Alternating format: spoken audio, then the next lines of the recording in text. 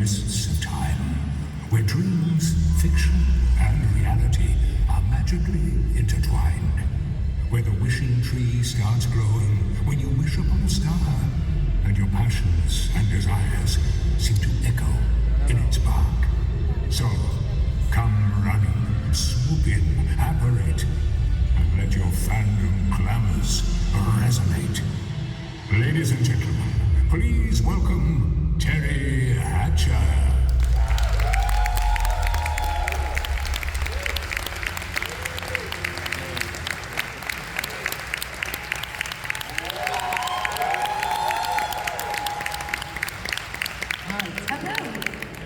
Hi, everyone. How are you? I'm good. How are you? I'm doing really well, thank you. Everyone had a good day? Yeah! Is it the first time you've been in Belgium? Yes. Okay. Yes. And what are your first impressions? Well, it's a quick trip, but I think my favorite thing is a beautiful city with a river that goes through it. So I had some time yesterday to walk along the river, and the architecture is so beautiful, and everyone's so nice. Well, that's so nice to hear. We're incredibly happy to have you here today because you've done so many movies, so many different shows. Did you always want to be an actor, or when did you decide that that was going to be your career path?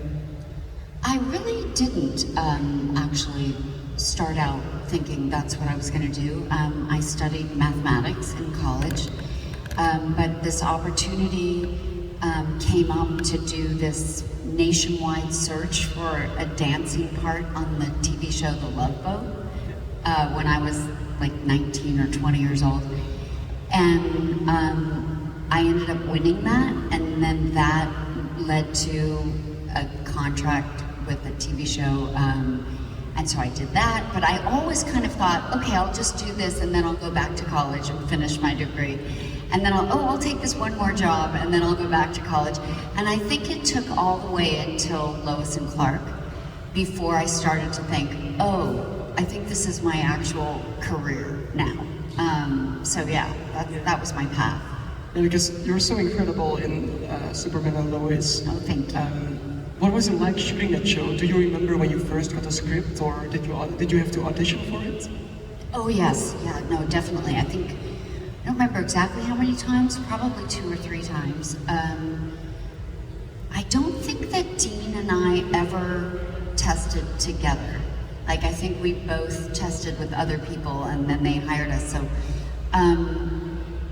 But yeah, I remember similarly with Desperate Housewives, both Lois and Clark and Desperate Housewives, the pilots, the initial scripts of those shows were both very, very well written. And I think people, you know, actors in Hollywood thought, oh my gosh, these are gonna be good shows. I remember that very clearly. And yeah, did I answer what you asked? Yeah, of course. What is it like portraying a character for so many years? Because how do you keep it fresh? How do you find new ways to see the character, for example?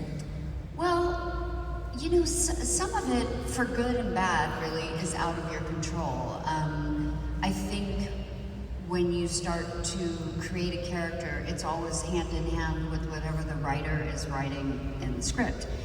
And I think it does happen where you think you are initially building certain character traits and behavior, sort of expectations of what a character, who she is or what she's dealing with.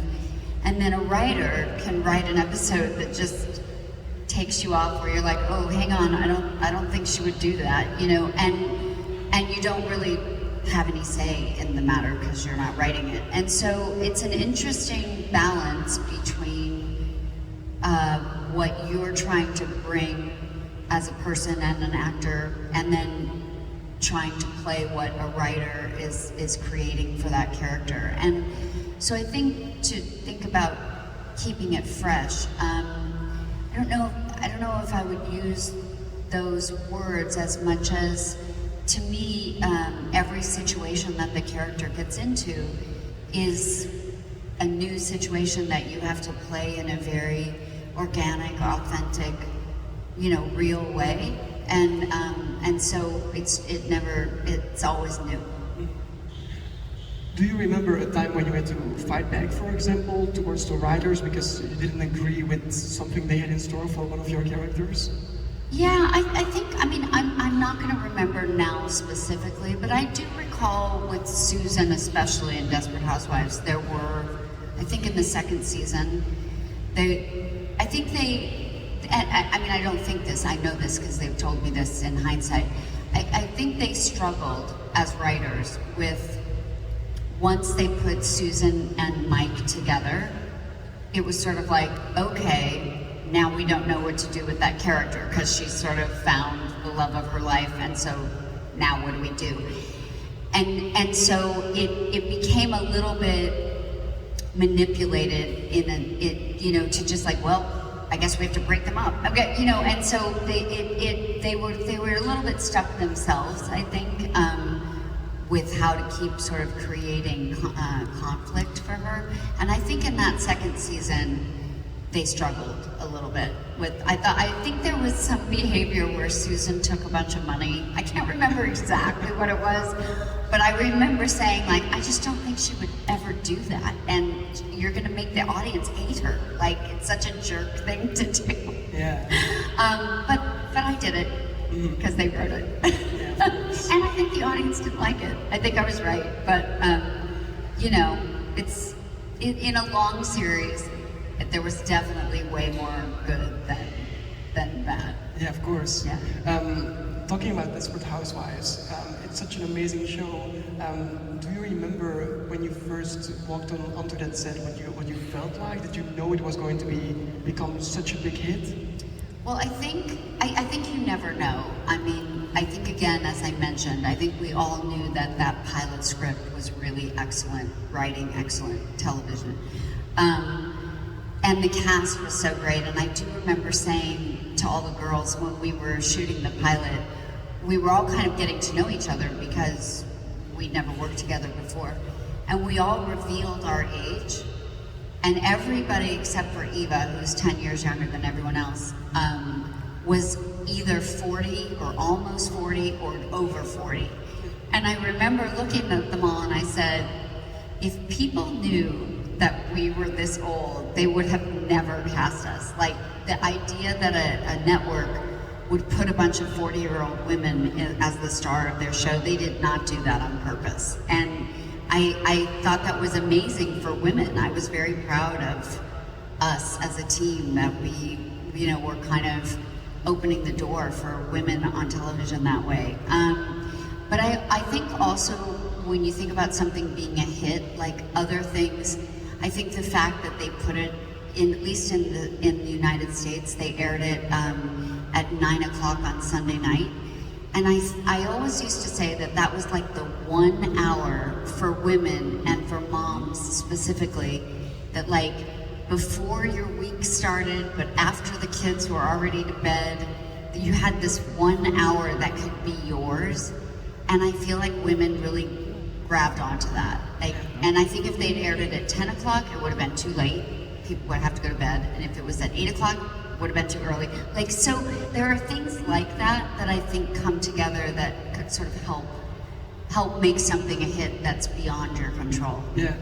And when you're talking about the network or maybe Hollywood in general being concerned about putting 40-year-old women in the leads of a big series, is that something you think has changed, or is there still a long way to go? Oh, I think it's changed, for sure. And I think you have a lot of big female movie stars, near 50 or over 50 that are really getting opportunities to do great work, and same on television. So I definitely think it's changed, but I think in Hollywood, but also as a society, I think you are beginning to feel sort of a swelling of women 45, 50, 55, 60, really putting themselves out there on TikTok, on wherever, in a way that's like, we're not invisible, we're not valueless, we're not invisible, we're capable, we're strong, we're smart, and and I think that is growing, which is great, but I think it still has somewhere to go. Yeah, of course. Yeah. If you look back at your entire career, over the many years that you've been doing this, is there something that has gotten worse over time? That has gotten worse because you already talked about women getting more chances, for example. Do you also have something that you're worried about? Oh, something that's gotten worse. Okay. Yeah. No. Did you have something in mind? I don't know, I was thinking about artificial intelligence, for example. Oh, yeah, and what okay. that would mean for the industry. Oh, right. Well, yeah, that might not be good. Yeah. I mean, I haven't personally, like we haven't personally seen, but you're correct that is a troubling thing to anticipate. I don't know exactly how that's going to play out.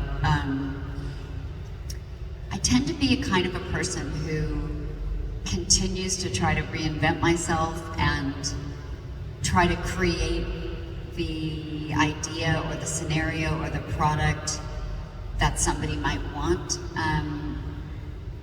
And I don't really think about like the negative, you know what I mean? Like I mean, I know it exists, but I just try to think about, well, what can I do? What can I create that might be, you know, people might enjoy or might be valuable? Like that's sort of how my mind works. Yeah. Yeah. And is there still a specific role or genre that you would like to try? Well, I always love comedy, and right now I've been out pitching a show in Hollywood, and we're hoping to sell it. It would be amazing if we did. But it's sort of no one's really done this. It's sort of a hybrid reality scripted show, and that would be amazing. I can't really say any more about it, but that would be amazing if we sold that. And I actually have a friend of mine here who's a producer in France, and we've been working on an idea together that's sort of a version of the van therapy thing that I do on YouTube. And so, you know, when you say, what would you like to do? I love comedy as an actress. That's my favorite thing. Although right after this, I'm going to Canada to shoot one of those true crime movies. So it's very scary, and I'm scared to even go do it. But then I also love meeting people and kind of just, you know, humanity, which is sort of what my van therapy thing is. So I like both. I like a lot of things. Yeah. Can you talk a bit more about the therapy? Because I think it's so interesting, and can you maybe explain where the idea came from to start? The van therapy? Yeah. Well, I have a vintage VW best camper. It's from the 70s that I've owned for many, many decades. And I always went camping in it. And it's those sort of vans, I'm sure you guys know, they're like music or food in that they're kind of like an equalizer. Like everybody thinks they're cool and everybody loves them. And I thought it would be great. It really kind of came out of how much divisiveness we have in America over politics and everything, that I thought, well, what if I could get people to just get in this van with me and we could just talk? You know, we could just both think this is a cool place to be, and we could just talk about things.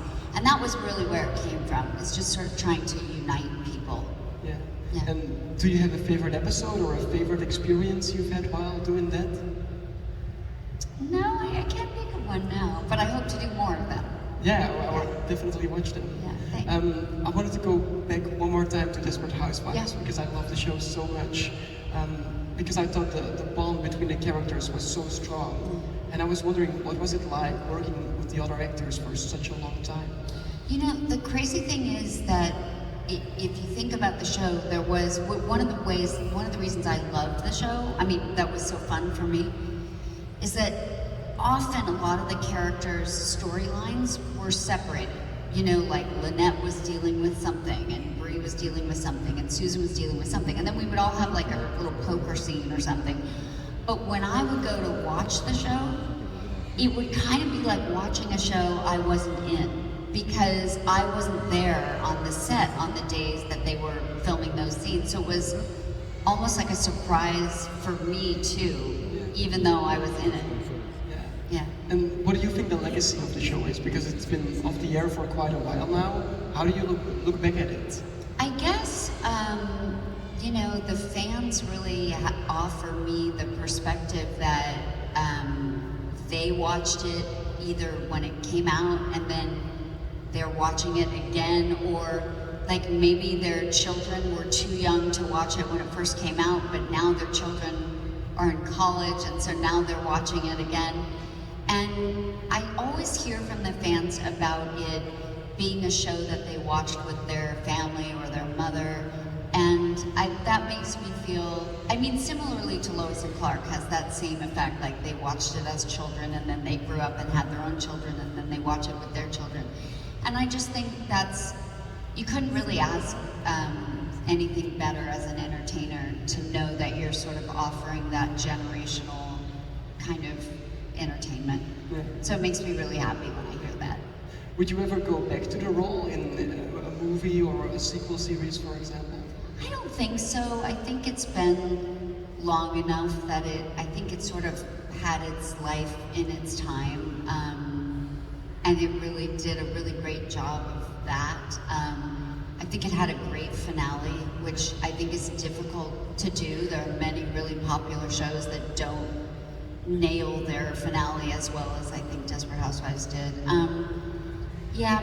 So probably not. Yeah, of course. A lot of people know you from Desperate Housewives or Superman and Lois, for example. But if you would recommend another project that maybe isn't as famous, what would you say?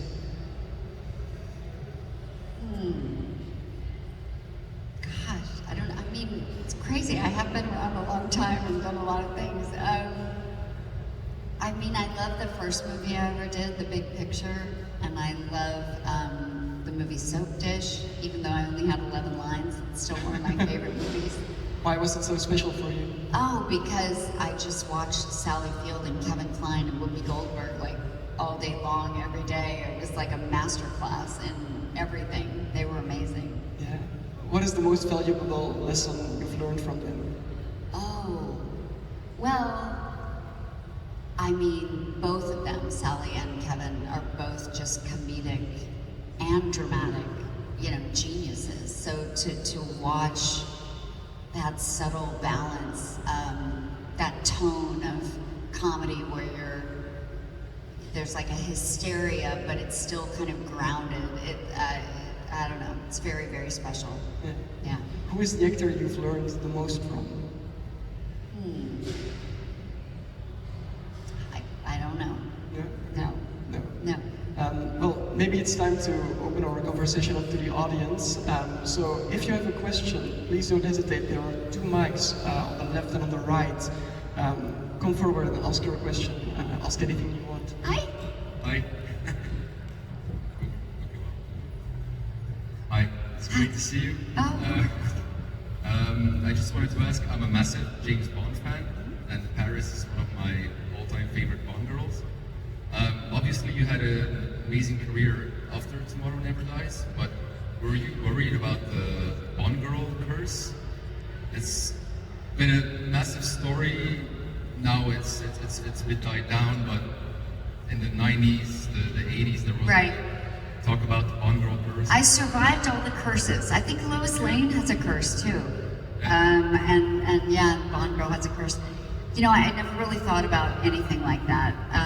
And truthfully, that movie, I was pregnant with my daughter when I filmed that movie, and I actually had been trying to decide. I was deciding between a few different movies to do that summer, I think, and that's when I found out I was pregnant. And so honestly, I kind of chose that movie because it was only like a 2-week shoot, and I felt like I'm not going to be able to film anything much more than 2 weeks, and so that was kind of what was in my mind, which is so far afield from what anyone else would be thinking, because I think it really wasn't until hindsight that I sort of understood that I was a small part of this very, very huge, important, ongoing, brand of 007. So yeah, it's sort of, it's like 007, Jerry Seinfeld's girlfriend. Like, I mean, there's just these funny little tiny blips, and that's kind of how I think about it. But again, I'm really happy that people enjoyed it and that I was a part of it. Yeah, thank you. Let's take a question from there. Hi. You're into stage acting, on camera acting, and voice acting. And what are the differences, and what do you like in each, and what do you don't like in each? Oh, well, I like all of them. You're correct about that. I love stage because I love the reaction of the live audience. And I've had some crazy experiences. I played Sally Bowles in Cabaret. I originated the national tour in the US after it opened on Broadway. And one time in Chicago, I was singing the final song, Cabaret, which, as the way it was staged and sort of played out in Sam Mendes' direction, was that it's almost like a nervous breakdown that she's having on stage while she sings that song. And I went sky high, like in the middle of it. I just forgot every word. Like, I completely didn't know. And I'm on stage by myself, standing in front of like this old-fashioned microphone, and I did not know one word that I was supposed to be singing. And the orchestra is behind me, and the pianist is sort of like trying to tink out the music, thinking like maybe she'll hear it, maybe she'll get back on it, and I'm just in this blind panic. And then it finally came back to me, but it was probably 15 seconds of just utter silence and me standing there. And of course, I was so mortified that I just sang, excuse my French, the shit out of the rest of the song.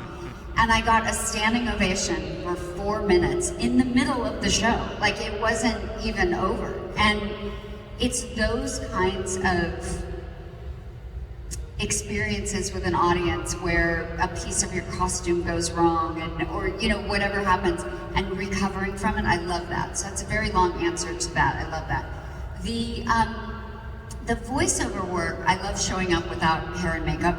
I know the feeling. I love showing up in my sweats or whatever. And it's a different thing to emote and really express all the dynamics of the emotions through just your voice. I mean, we don't think about how much our eyes do a little glint or our smile. And when you take all that away, you really have to distill everything. And I think that's a really interesting process. And I love working with the directors, in the booth. And so that's, you also have to have a lot of delayed gratification, because you'll do your work and then you won't see it for probably another couple of years. It takes that long to put it all together. You almost forget you were even in it. And then, of course, regular movies and television are just great, because it's a crew. It's a family. It's the camera and the sound and the lighting and the other actors and the wardrobe. And without any of those pieces of the puzzle, nothing happens. And for voice acting, you don't have to learn your lines. well, I do. Really? Yeah, I do. Because I feel like if I'm reading it, there's some acting part of it that I'm missing. So I try to learn it anyway. I try to treat it the same. Yeah. Okay. Thank you. Thank you. Over there. Hi. Hi. So I watched Desperate Housewives with my mom this year because she watched it when I was still a little child and That's she what loved I- it. that's what I So she said I had to watch it, and Yes. we did, and we had a fun time while watching it. So I wanted to ask what your favorite memory is while filming Desperate Housewives. Oh, wow. Well, there's so many. But I guess because it was the pilot and there was just such intensity to it being so new, and since you mentioned your mother, it just came to me. The scene where in the pilot, Susan is like shoving the popsicle sticks down the drain to try to stuff up the drain, and working with Andrea Bowen, who played my daughter, she's still a very good friend of mine. I love her so much. that comes to mind as just a crazy physical comedy, like fun scene to do with her. But also very early on in this series was the getting locked out of the house naked. And you know, I love physical comedies so much, and so all of that, like the plant and finding the plant and running across the lawn, and it just sparked all my comic genes, and I love that. Thank you. Yeah. Okay, over there. Hi. Hi. I'm a real big fan of Desperate Housewives, and I really wanted to know, in real life, are you also so clumsy as when you saw Mike? No, I'm not clumsy at all, and I also am not. I'm also a very good cook. So those are the two, and I'm a really good mother. So I just think we seem like maybe we would be similar, but we really are not. But I did love her. I loved her flaws, Susan's flaws, and her vulnerability. I thought it was really charming. Yeah. Thank you. Thank you. Hello. Smoke is so nice. What was it that like working MacGyver and Tim Kane make on Superman? Well, working on MacGyver, that was like kind of one of my first jobs, my first acting jobs, and you know, I remember they loved how sort of, I don't know, funny that Penny Parker was, and Richard Dean was really, you know, such a nice man to work with, and we're still friends. Yeah, I mean, it's always a compliment when, you know, I don't think when they originally started Penny Parker that they thought she would ever be more than just the one episode. So it's always a nice compliment when they decide to write the character back and back and back. And then, of course, Dean is just, you know, you all know him, and he's just such a nice guy, just like he is that when you've met him. And I know that we're both really happy to be part of this sort of family story that's carried on for different generations. Thanks. Yeah, thank you. Okay, we're down to our last 4 questions from there. Hello. Hi. Hi. I first want to give you a compliment. I think you look amazing. Oh. I like your dress. Thank you. Thank you so much. Thank you. So I was also a desperate housewife mom. My daughter was very young. I was really a fan of your role of Susan, because I recognize a bit the clumsiness and also the creativeness. So I was wondering if you have any other creative talents besides acting that you would like to tell us about. Oh, I do. My favorite tool is a hot glue gun. I just love that. No, I'm trying to think like what I could. Any of my friends would tell you I'm the craftiest. Like I don't know if you've seen on my Instagram, I built this Christmas town every year.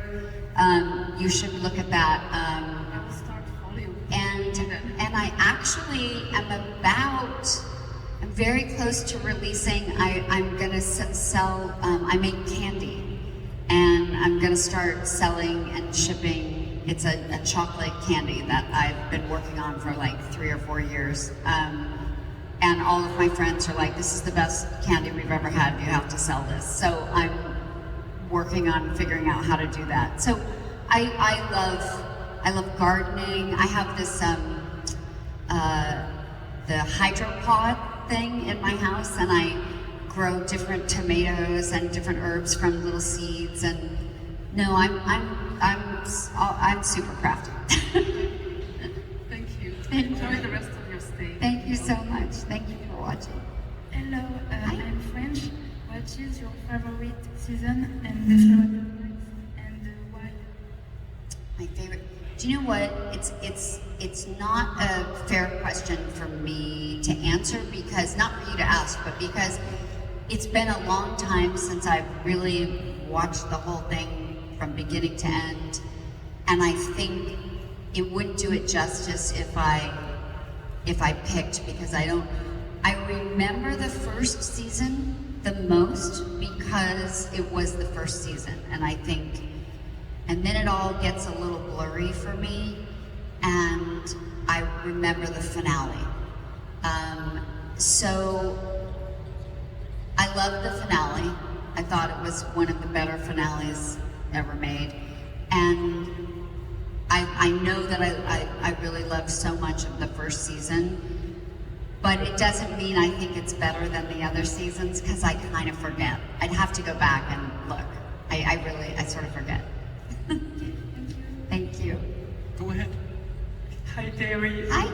You look amazing. Thank I love you. your hair. Oh, thank you. I just got it cut. I'm about to go do this movie, and we were trying to make it, the movie's like an end of 70s, 80s thing, and so we're gonna do like a Farrah Fawcett kind of thing, so they cut all these bangs. I don't even know what to do with them, but so thank you.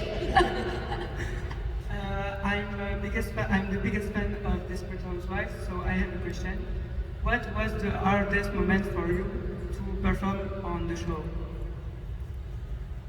Oh, I guess, well, it's not really a spoiler alert if it happened 12 years ago, but I guess when they killed Mike. Yeah, I guess that was a hard scene. That was hard. I think I lost my voice. Me too. Yeah, my eyes were very swollen from so much crying. That was hard in a lot of ways, yeah. There was probably others, but that's the one that comes to mind. Okay. Yeah. Thank you. You're welcome. Go ahead. Yeah. In your life, you did a lot of interviews, but if you could interview yourself, what question would you ask and what would be the answer? Wow. Wait till the end, drop the mic, is right. Wow. Okay, well, the first thing that came to my mind, I don't know why, this is probably not a good question. The first thing that came to my mind was,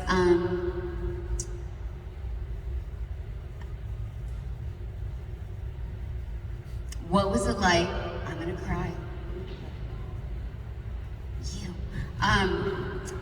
What was it like balancing being a single mother in real life with shooting a hit TV series? And I think the reason that question came to my mind is because I was just FaceTiming with my now adult 26-year-old daughter, who is at my house babysitting my cats. And I love her so much, and we're so close, and she's so wonderful. But a lot of things happened during the filming of that show that were a result of my choice to put my daughter's needs first, which I will never ever be sorry for. And I think if I had to choose, between being a successful actor and being a successful mother, I would always pick what I have, which is having been a very successful mother. And so yeah, that's my question to myself.